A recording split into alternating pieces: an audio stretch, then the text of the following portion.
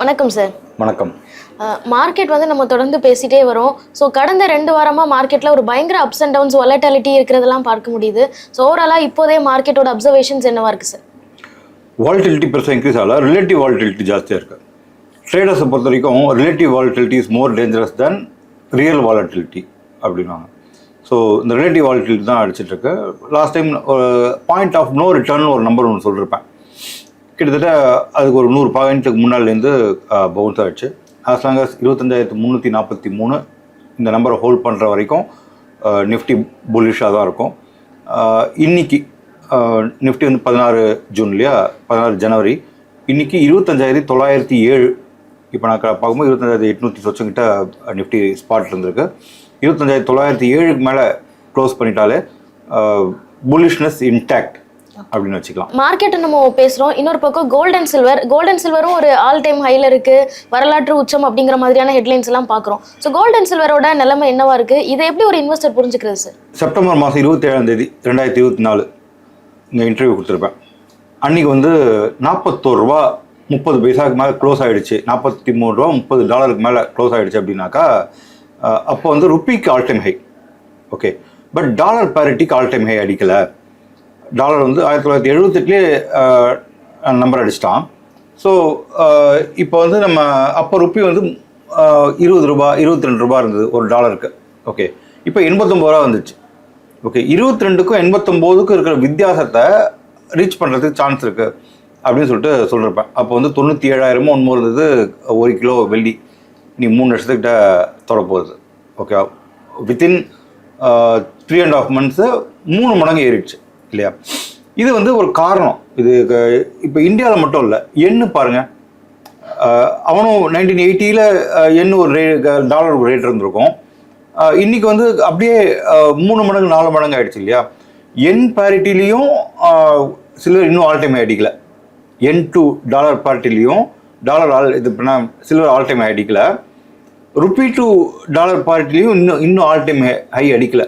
அதனால தான் $85 இங்கே பேப்பர் சில்வர் ட்ரேட் ஆகிட்டு இருக்கும்போதே லாஸ்ட் வீக் நான் பேசும்போது $74 இருந்தது. அப்போ சொல்லியிருப்பேன் $130 ஜப்பானில் வாங்கிட்டு இருக்காங்க. ஓகே, இங்கே எதுக்கு விற்க போகிறாங்க? அந்த நம்பர்லேருந்து ஆல்மோஸ்ட் 25% மேலே வந்துடுச்சு. 100 அப்படின்னு ஒரு psychological number, $100 per troy ounce அப்படின்னு ஒரு சைக்கலாஜி நம்பர். 97 99 வரைக்கும் ஒரு வாட்டி போயிட்டு அங்கேருந்து ஒரு ஷேக்கப் ஆகிறதுக்கு வாய்ப்பு இருக்குது, ஒரு நல்ல ஃபால் இருக்கிறதுக்கு வாய்ப்பு இருக்குது. அந்த ஃபால் கூட ஒரு பையிங் ஆப்பர்ச்சுனிட்டி தான். ஓகே, இப்போ ஏதாவது சில்வரில் திடீர்னு ஒரு $20 கீழே வந்ததுனாக்கா that's a very big buying ஆப்பர்ச்சுனிட்டியாக நினச்சிட்டு ஆட் பண்ணாக்கா நல்ல ரிட்டர்ன் கொடுக்கும். என்ன அப்படின்னாக்கா நீங்கள் இந்த க்ரோத் இருக்குன்னு வச்சுங்களேன். இந்த க்ரோத் வந்து இந்த எலிட் வேவ் 1 2 3 4 5 அப்படின்னு சொல்லிட்டு கொஞ்சம் பொறுமையாக போச்சு அப்படின்னாக்கா இது ஒரு போல் மாதிரி பெருசாக இருக்கும்.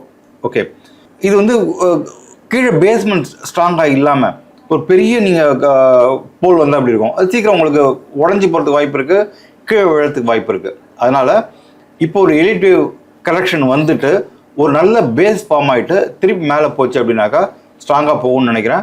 $100 இம்மீடியட்டாக கண்ணுக்கு தெரியும். சில்வருக்கு, கோல்டுக்கு 1505லேருந்து 1510க்குள்ளே XAUSD அவுன்ஸ். ஓகே, இங்கே ஒரு கேப் இருக்குது.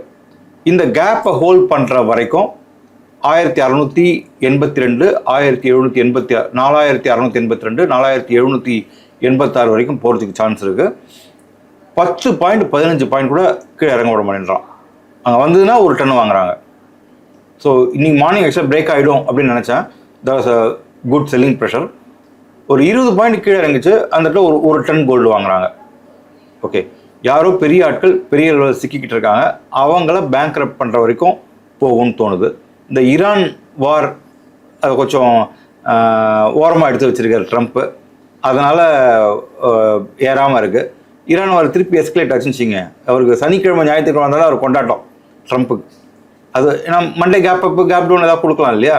அதுக்காக அவர் வெயிட் பண்ணிட்டே இருப்பார். எல்லா மார்க்கெட்டும் க்ளோஸ் ஆகிறதா பார்த்துட்டு நமக்கு வந்து நியூஸ் கொடுப்பாரு. மண்டே இன்றைக்கி கேப் டவுன் ஆகும். ஸோ இன்றைக்கி நைட்டு அவர் என்ன பண்ணுறாரு அப்படின்றத நம்ம பார்க்கணும். இன்டர்நேஷனல் லெவலில் இந்த கோல்ட் அண்ட் சில்வர் எப்படி பெர்ஃபார்ம் ஆகிட்டு இருக்கு அப்படின்னு சொன்னீங்க. ஸோ அங்கே நடக்கிற அந்த ரேலியை விட இந்தியன் மார்க்கெட்டில், இந்தியன் ரீட்டைல் மார்க்கெட்டில் இது ரொம்ப பெருசாவோ இல்லை வேகமாகவோ தெரியுதா சார்? இல்லை ஆக்சுவலாக நம்ம கம்பேர் டு இன்டர்நேஷ்னல் மார்க்கெட் அங்கே என்ன மூவ் ஆகுதோ அந்த அளவுக்கு இங்கே பெருசாக அதே லெவலுக்கு மூவ் ஆக மாட்டேங்குது. ஓகே. கொஞ்சம் ஸ்லோவாக தான் மூவ் ஆகுது. It is catching up. But அங்கே ரிஃப்ளெக்ட் ஆகுது உடனே இங்கே ரிஃப்ளெக்ட் ஆக மாட்டேங்குது. தெர் இஸ் அ லேக் இருக்குது ஆக்சுவலாக. போன வாரமே அது வந்து ஆல்மோஸ்ட் யூஎஸ் மார்க்கெட்ஸ்க்கும் நமக்கும் ஒரு 3-4% வித்தியாசம் இருந்தது. பட் நெக்ஸ்ட் டே மார்னிங் அது கேட்சப் ஆகிடுது. இவங்க என்ன பண்ணுறாங்கன்னா ஆவரேஜ் ப்ரைஸை வச்சுட்டு புல்லியன் எக்ஸ்சேஞ்சில் ஃபிக்ஸ் பண்ணுறாங்கன்னு நினைக்கிறேன். அதனால் இது மாதிரி நடக்குது. நாம் இது யுஃபோரியா எப்போ வந்து பீக் அவுட் ஆகும் அப்படின்னாக்கா, திடீர்னு இப்போ எப்படி வந்து $85 இருக்கும்போது $130 ஜப்பானில் வாங்கிட்டு இருந்தாங்க. போன நேத்திக்கு முந்தானத்திக்கு $91 இருக்கும்போது ஹாங்காங் ஸ்டாக் எக்ஸ்சேஞ்சில் $105 வாங்கிட்டு இருக்காங்க. அதாவது அஃபிஷியலாக $13 மேலே கோட்டாயிட்டு இருக்கு. இதை மாதிரி இந்தியன் மார்க்கெட்டில் எப்போ கோட்டா இருந்தோ இப்போ ஒரு 3 மாதம் முன்னாடி நடந்தது. ஆக்சுவலாக நவம்பர் டிசம்பர் நடந்தது. அப்போ என்னன்னாக்கா இங்கே வந்து 1,72,000 இருந்தது சில்வர் ஒரு கிலோ. ETF யூஸ்வலாகவே 2% 3% கம்மியாக தான் இருக்கும். 1,72,000 ETF வந்து 1,68,000 1,67,000 தான் இருக்கும். ETF 1,80,000 கொட்டாச்சு. ஓகே. Physical silver 1,95,000 கொட்டாச்சு. கருப்புன்னு சொல்லுவாங்க, பில் இல்லாமல் கேஷ் கொடுத்து வாங்குற சில்வர், அது 2,05,000 கோட்டாச்சு. 1,72,000 20% மேலே கோட்டாச்சு. ஓகே. இதை மாதிரி திருப்பி இன்னொரு நடக்கும்போது அதை நம்ம பீக் அவுட்னு வச்சுக்கலாம். ஸோ இது என்ன ஆக்சுவலாக பண்ணாங்கனாக்கா, வந்து 1,72,000 இருக்கும்போது 2,05,000 உங்களுக்கு வித்துட்டு, ஓகே, அடுத்த 2 நாளில் சில்லர் வந்து 1,55,000 கொண்டு வந்துட்டாங்க. ஸோ இப்போ இவங்களுக்கு எவ்வளோ லாபம்? 2,05,000 1,50,000 லாபம். 1,72,000 1,55,000, அது ஒரு 17,000 லாபம். அவங்க காஸ்ட் அட் கான் பிலோ 89,000 இல்லையா? மார்க்கெட் 1,55,000 இருக்கும்போது காஸ்ட் வந்து 89,000 கிட்ட போயிடுச்சு. இதை மாதிரி இப்போ இன்னொன்று நடந்துட்டு இருக்கு. மார்க்கெட் 2,20,000 கோல்டு இருக்கும்போது 2,50,000 கால் ஆப்ஷன் 20,000 கோட் ஆகிட்டு இருக்கு. ₹500 ₹1,000 கோட் ஆகும் ப்ரீவியஸ்லி. ஓகே. ₹500 ₹1,000 20,000 ஆப்ஷன் ப்ரைஸிங் இங்கே. ஓகே. 4 நாள் கிரைண்ட் பண்ணான் சில்வரை, ஒரு வாட்டி 10% கீழே எட்டு வந்தான். அந்த 20,000 5,000 கொண்டு வந்துட்டான். 5,000 வந்து 4 மடங்கு வாங்கி 2,80,000 போயிட்டான். இது ஒரு பெரிய கேம் விளையாட்டுருக்காங்க. பேப்பர் சில்வர் அப்படின்வாங்க, அதை வச்சு பெரிய கேம் விளையாட்டுருக்காங்க. ஃபிசிக்கல் சில்வராக கம்மியாக வாங்கினா கூட கிளியராக வாங்கி வச்சிங்க. டிஃப்ரெண்ட் ப்ரைஸஸில் அக்குமுலேட் பண்ணுங்கள், நல்ல மேலே போகிறதுக்கு சான்ஸ் இருக்குது. இன்னும் ஒரு 15 டேஸில் நமக்கு இந்தியன் பட்ஜெட் வந்து தாக்கல் செய்ய போகிறாங்க. ஸோ அந்த ஃபேஸில் இருந்துட்டு இருக்கோம், ஒரு ப்ரீ பட்ஜெட் செஷனில் இருக்கும் அப்படின்னு சொல்லலாம். யூஸ்வலாகவே இந்த பட்ஜெட்டுக்கு ஒரு 10-15 நாள் முன்னாடி மார்க்கெட் எப்படி பிஹேவ் பண்ணும் சார்? பட்ஜெட் ராலின்னு சொல்லிட்டு ஒரு பொருளை சுற்றிட்டு இருக்கோம். ஏதாவது சொல்லுவாங்க, இந்த 12 லட்சத்துக்கு 25 லட்சம் ஆக போகிறாங்க, எக்ஸாம்ஷன் கொடுத்துருக்காங்கல்ல, 12 லட்சம் வரைக்கும் நீ டேக்ஸ் கட்ட தேவையில்ல. இப்போயே வந்து வாட்ஸ்அப்பில் சொல்லிட்டு இருக்காங்க, எங்கள் Nirmala Sitharaman is planning to increase the limit to 20 lakhsன்னு சொல்லிட்டு ஒரு பொருளை சுற்றிருக்கு. அதெல்லாம் சும்மா கதை தான் அப்படின்னு வச்சுங்களேன். பல பேர் பல கதை சொல்லிட்டு இருப்பாங்க. அதை வச்சுக்கிட்டு மார்க்கெட் மேலே போகும். மார்க்கெட்டை பொறுத்து பட்ஜெட்லேருந்து ஒரு என்ன சொல்றது, வரவு செலவு கணக்கு தான். ஓகேவா? அதில் ஒன்றும் பெருசாக இல்லை. யூஸ்வலாக பட்ஜெட்டில் பெருசாக அனௌன்ஸ் பண்ணாமல் அதுக்கு முன்னாடியே அனௌன்ஸ் பண்ணிடுறாங்க. லாஸ்ட் டைம் கூட சொல்லியிருப்பேன், ரயில்வேக்கு நிறைய இந்த ஃபேர்லாம் இன்க்ரீஸ் பண்ணிட்டாங்க, பட்ஜெட்டுக்கு முன்னாடியே இன்க்ரீஸ் பண்ணிட்டாங்க. ரயில்வே ஸ்டாக்ஸில் மேலே போகுதுன்னு சொல்லிட்டு ஆல்மோஸ்ட் 10-15-20% மேலே போயிடுச்சு இல்லையா? ஸோ பட்ஜெட்டில் எது இதெல்லாம் பண்ணணுமோ அதெல்லாம் முன்னாடியே பண்ணிடுறாங்க. ஏன்னா பட்ஜெட் வந்துச்சுங்க, ஒரு ஆப்போசிஷன் ஸ்டேட்டு இது வந்து உப்பு சப்பு இல்லாத பட்ஜெட்டு இந்த திட்டிகிட்டே இருக்காங்கல்ல. ஸோ பட்ஜெட்டில் ஒன்றுத்தையும் பெருசாக காமிக்காமல் அதுக்கு முன்னாடியே பண்ணிடுறாங்க. That's a statement of account தான்.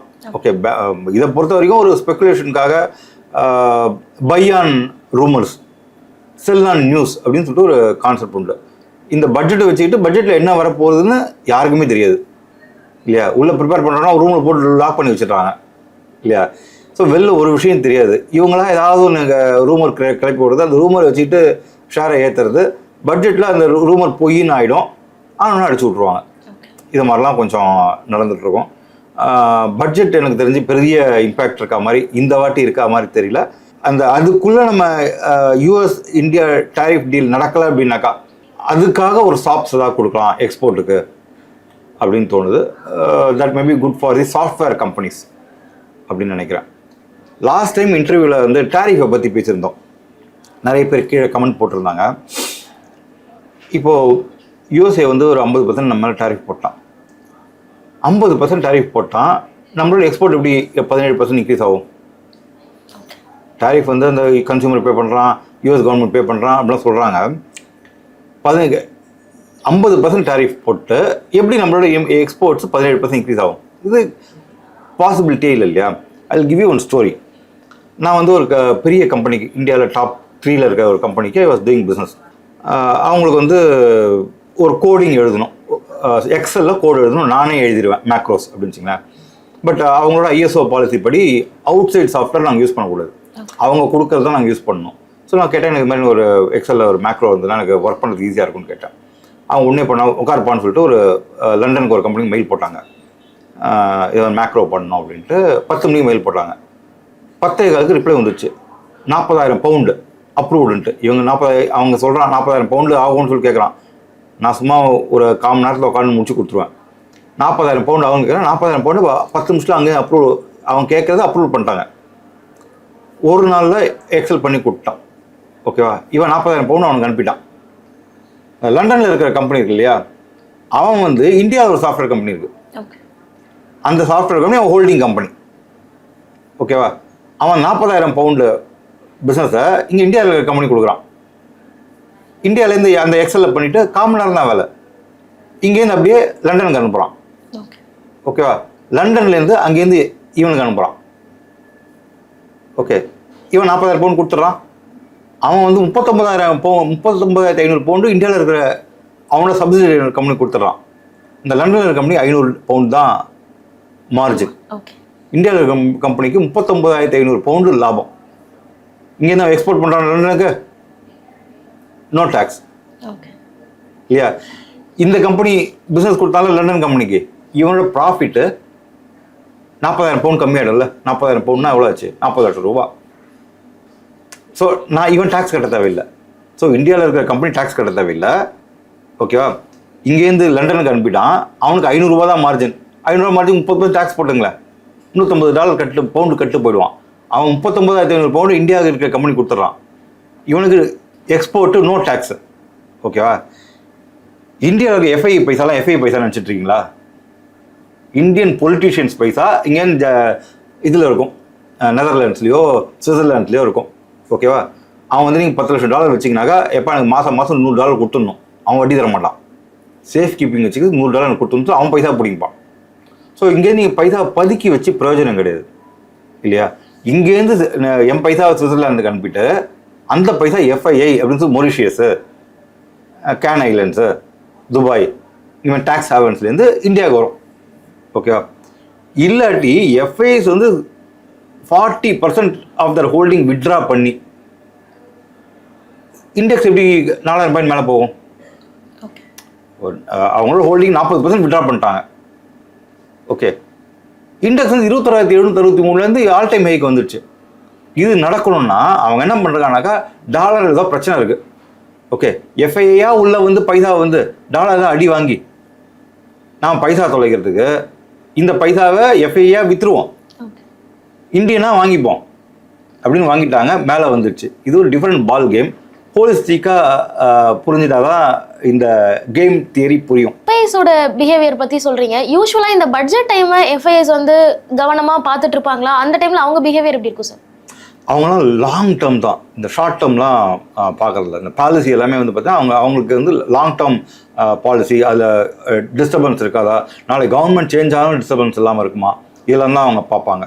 ஓகே, ஸோ அவங்க எஃப்டிஐ அது டிஃப்ரெண்ட்டு, எஃப்ஐஐ இஸ் டிஃப்ரெண்ட்டு. இந்த சமயத்தில் விக்ஸ் ஜாஸ்தியாகும்.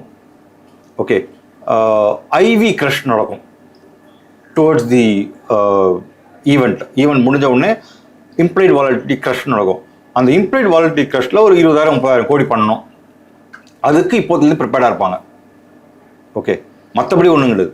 இந்த ஐவி க்ரஷில் how do you make 30,000 crores to 40,000 crores within 1 hour. இதுதான் அவங்களோட full motto. FIIs traders arbitrage பண்ணுறாங்க, மார்க்கெட் மேக்கர்ஸ்க்கு இது ஒன்று தான் குறிக்கோள். இங்கேருந்து ப்ரைஸை ஜாக்கப் பண்ணிட்டே போவாங்க. ப்ரீமியம் தான் அன்ரியலிஸ்டிக் ப்ரீமியமாக இருக்கும்.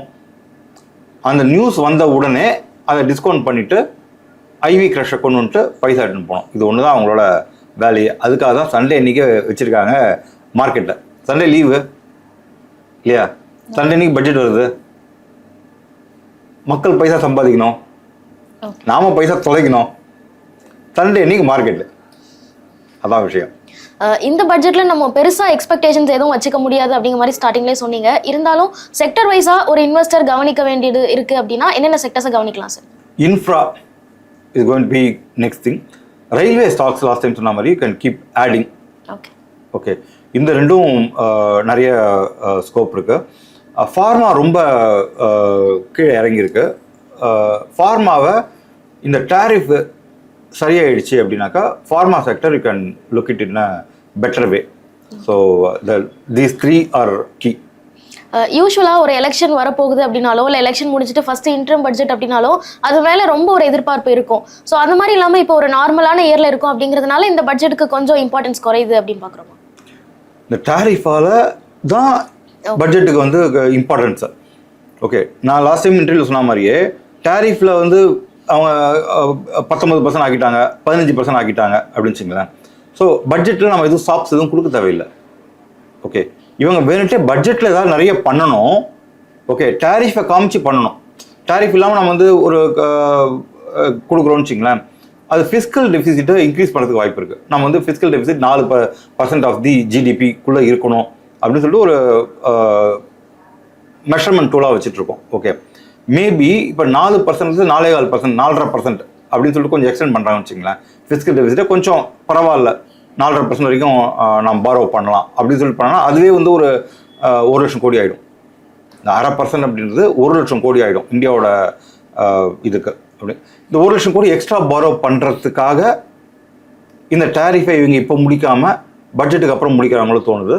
ஸோ இந்த பட்ஜெட்டில் நிறைய ஸ்டாப்ஸ் இருக்கிறதுக்கு வாய்ப்பு இருக்குது. மேபி இப்போ புதுசாக ஸ்டார்ட் அப் கம்பெனிக்கு இன்னொரு 3 வருஷம் ஹாலிடே பீரியட் கொடுக்கறதுக்கு வாய்ப்பு இருக்குது. ஓகே, டேக்ஸ் ஹாலிடே பீரியட் 3 வருஷம் 5 வருஷம் ஆகலாம். ஏற்கனவே இந்த கோவிட் வந்தது இல்லையா, கோவிட் சமயத்தில் இது மாதிரி நிறைய கொடுத்தாங்க. எஸ்எம்இ எம்எஸ்எம்இ செக்டருக்கு நிறைய கொடுக்கறதுக்கு வாய்ப்பு இருக்குது. ஸோ இது கொடுக்கறதுல என்ன அட்வான்டேஜ்னா, இப்போ வந்து ஒரு பெரிய இந்துஸ்தான் யூனிலிவர் மாதிரி ஒரு கம்பெனி இருக்குன்னு வச்சுக்கோங்களேன், அது வந்து ஒரு 50,000 கோடி டர்ன் ஓவர் பண்ணால் கூட அவங்ககிட்ட இருக்கிற நம்பர் ஆஃப் எம்ப்ளாயிஸ் ஒரு 5,000 பேர் இருப்பாங்க. டைரக்ட் எம்ப்ளாயிஸ் 5,000 பேர் இருப்பாங்க. ஆனால் சாதாரண ஒரு எம்எஸ்எம்இ ஒரு 100 கோடி டர்ன் ஓவர் பண்ணுற 200 கோடி டர்ன் ஓவர் பண்ணுற கம்பெனி பார்த்தீங்கன்னாக்கா அவங்ககிட்ட வந்து 10,000 பேர் வேலை பண்ணுவாங்க. ஓகே, ஸோ ஆக்சுவலி இந்த SME sector is the biggest employer. நீங்கள் எவ்வளோ பேங்க்கோ கம்பெனியோ பெரிய கம்பெனியாக இருந்தோ அவங்க ஆட்டோமேஷன் போயிடுவாங்க, ஒரு செட் ப்ராசஸ்க்குள்ளே போயிடுவாங்க. அவங்கள டைரக்ட் எம்ப்ளாய்மெண்ட் பார்த்தா ரொம்ப கம்மியாக தான் இருக்கும். Okay, I personally feel to increase employability இந்த எம்எஸ்எம்இக்கு ஒரு ஹாலிடே பீரியட் ஒரு 100 கோடி தான் எம்எஸ்எம்இன்னு இருக்கிறத 250 கோடின்னு ஆக்கலாம். ஓகே, இந்த டேக்ஸ் ஹாலிடே 3 வருஷன்றது 5 வருஷம் ஆகலாம். இது மாதிரி கொஞ்சம் ஸ்டாப்ஸ் கொடுப்பாங்க அப்படின்னு நினைக்கிறேன். ஸோ எஸ்எம்இ செக்டர் நிறைய அடி வாங்கியிருக்கு. இந்த இதில் பார்த்தீங்கன்னாக்கா இண்டெக்ஸில் எஸ்எம்இ செக்டர் ரொம்ப நிஃப்டி ஏறி இருந்தாலும் அவன் 30%, 50%, 70% கம்மியாக இருக்கான். இந்த ஸ்டாப்ஸ் கொடுத்தான் அப்படின்னாக்கா இந்த எஸ்எம்இ செக்டர் இம்ப்ரூவ் ஆகிறதுக்கு சான்ஸ் இருக்குது. ஓகே, இப்போ பட்ஜெட்க்கு முன்னாடி மார்க்கெட் எப்படிலாம் இருக்க போகுது அப்படிங்கிறத ஓவராலாக நிறைய டிஸ்கஸ் பண்ணோம். ஸோ இந்த பட்ஜெட் டே அன்னைக்கு ஒரு இன்வெஸ்டர் எப்படி ரியாக்ட் பண்ணணும், ஒரு ட்ரேடர் எப்படி ரியாக்ட் பண்ணணும் சார்? நான் யூஸ்வலாக டிவி பார்க்க மாட்டேன். அன்றைக்கி மட்டும் டிவி பாருங்க, ட்ரேட் பண்ணாதீங்க. ஓகே ஓகே, எதுக்காக மேலே போகிறான் எதுக்காக கீழே வரான்னு தெரியாது. அதாவது நீங்கள் உங்கள் ஸ்டாப் லாஸ்லாம் வந்து எடுத்து விட்டுருவாங்க. ஓகே, ஜம்ப் ஆகும் மார்க்கெட் வந்து 1 செகண்டில் 100 பாயிண்ட், 1 செகண்டில் 100 பாயிண்ட் கீழே இப்படிலாம் ஜம்ப் ஆகும். ஸோ அன்றைக்கி நீங்கள் வந்து அன்லஸ் அதர்வைஸ் நீங்கள் ஹெட்ஜிங் தெரிஞ்சு ஓகே ஐவி க்ரஷுக்கு ப்ரிப்பேர்டாக இருந்தால் ஒழிய நீங்கள் வந்து அன்றைக்கி ட்ரேட் பண்ணாமல் இருக்கிறது பெட்டர். ஓகே, கோவிட் சமயத்துலேயே மூடாத கம்பெனி அன்றைக்கி ஒரு நாள் ட்ரேட் பண்ணல அப்படின்றதால ஒன்றும் பிரச்சனை கிடையாது. அன்றைக்கி ட்ரேட் பண்ணாமல் ஒரு 2 நாள் வெயிட் பண்ணிட்டு நம்ம பொண்ணு கிடைச்சா புதன் கிடைக்கும், புதன்கிழமை ஆரம்பிங்க, ஞாயிற்றுக்கிழமை ட்ரேட் பண்ணாதீங்க. It's my sincere advice. Okay, so பட்ஜெட்க்கு முன்னாடி மார்க்கெட் எப்படி பிஹேவ் பண்ணும் அப்படிங்கிறத பற்றின ஒரு கிளியர் எக்ஸ்பிளனேஷன்ஸ் கொடுத்துருக்கீங்க. Thank you so much sir. நன்றி, வணக்கம்.